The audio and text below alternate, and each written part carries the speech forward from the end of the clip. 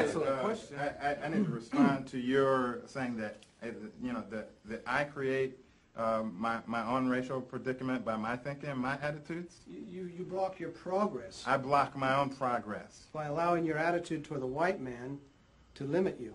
I think the police limit me. I think that white supremacy has placed limitations on where I can go and what I can do,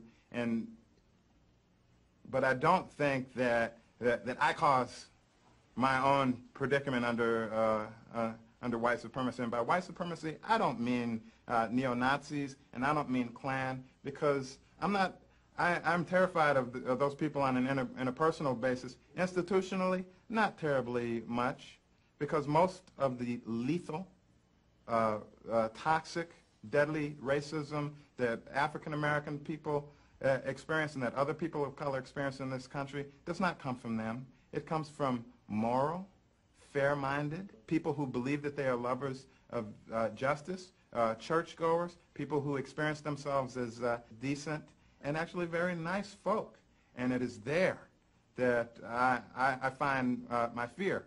Back to the question of what it means to be white. I think what it means to be white, in part, is that you have the privilege of blaming people of color for their own victimization under white supremacy. I've heard you say that to me. I've heard you say that to him. I've heard you say that to him. I've heard you say it to him. I've heard you say it to every person of color in the room who challenged your perception of yourself in the world. That is part of what it means to be white. Maybe that's part of the answer, that we feel that the field is wide open and each man can stand on his own. No. Read it. Each man does not stand on his own. Some men stand on other men and other women. Light-skinned men. Men from Europe stand on the heads and the parts of men and women and children of color. That is, and of course, you also stand on the heads of white women. But no, it's not a question of every man standing on his own ground. All of the ground, damn near, of this planet has been taken from almost all of the people of color on this planet. You know, Australia was a black continent. Africa was a black continent.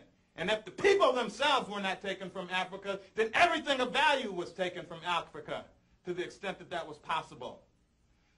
North America was a red continent. South America was a red continent. You are not standing on your own ground. You're standing on red ground. And that's what it means to be white. To say that you're standing on your own ground and standing on somebody else's. And then mystify the whole process so it seems like you're not.